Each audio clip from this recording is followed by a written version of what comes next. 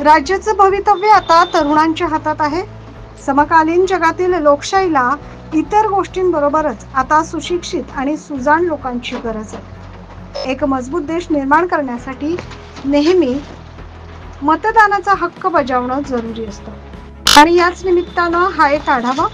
महाराष्ट्र 2024च्या विधानसभा निवडणुकीत एकूण 9,50,00,000 इतके मतदार आहेत. यातील केवळ 2% मतदार हे पहिल्यांदाच मतदान करणार आहेत, तर 4,90,00,000 पुरुष असून यामध्ये 4,60,00,000 या महिला मतदार आहेत.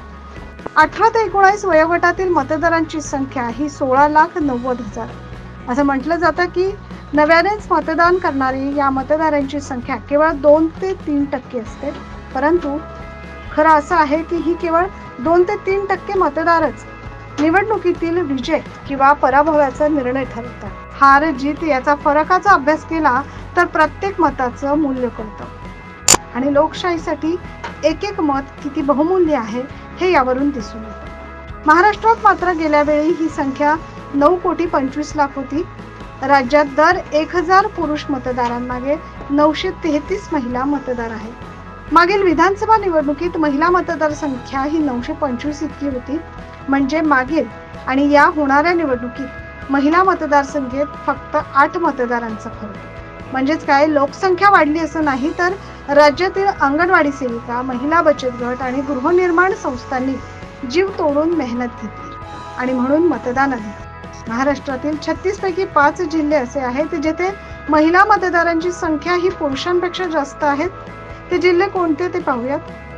सिंधुदुर्ग, रत्नागिरी, नंदुरबार, गोंदिया, भंडारा या जिल्ह्यांमध्ये यंदा देखील महिला मतदारांनी पुरुष मतदारांपेक्षा कमी मतदान करू नये यासाठी सर्वतोपरी प्रयत्न केले जात आहेत. गडचिरोलीमध्ये राज्यात सर्वात जास्त 8,1 मतदार आहेत. राज्यात 30 ते 35 वयोगटातील 2 कोटी मतदार आहेत, तर 20 ते 30 वयोगटातील 1,80,00,000 मतदार आहेत. 80 वर्षांपेक्षा जास्त वय असलेल्या मतदारांची संख्या ही 18,60,000 पेक्षा जास्त आहे. संयुक्त महाराष्ट्र विधानसभेची पहिली निवडणूक झाली तेव्हा एकूण मतदानाची टक्केवारी ही 60,36% होती आणि 2019 मध्ये ती 61.44% इतकी होती. दरम्यान 11 निवडणुका झाल्यात, पण सरासरी मतदानाची टक्केवारी फक्त 62% इतकीच बघायला मिळते. 1945 वगळता महाराष्ट्रात 71.69% इतके टक्के मतदान झालं होतं. देशात कमी मतदान होण्यामागे नक्षलवाद आणि दहशतवाद हे सर्वात मोठं कारण मानलं जातं. मात्र आता तर त्यांची देखील भीती नाहीये. पण जिथे मतदारांना ही भीती वाटत नाही तिथे मतदान कमी करण्याची सक्ती समजण्यापलीकडची.